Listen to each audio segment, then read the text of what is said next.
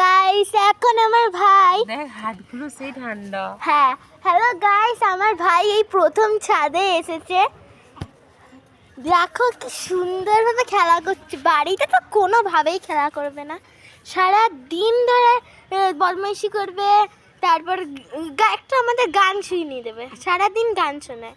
ঠিক আছে, আজকে দেখো ফার্স্ট ছাদে এসে কি এনজয় করছে। ওর খুব ভালো লেগেছে ছাদটা। দেখো দেখো কি সুন্দর খেলা করছে দেখো। আর পাশে আমরা বসে আছি।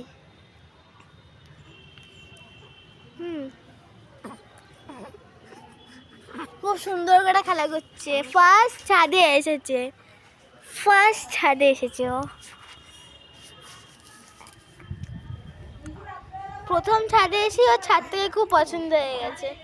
আমরা মাদুরের মধ্যে বসে রয়েছি, ও খেলা করছে শান্তি করে।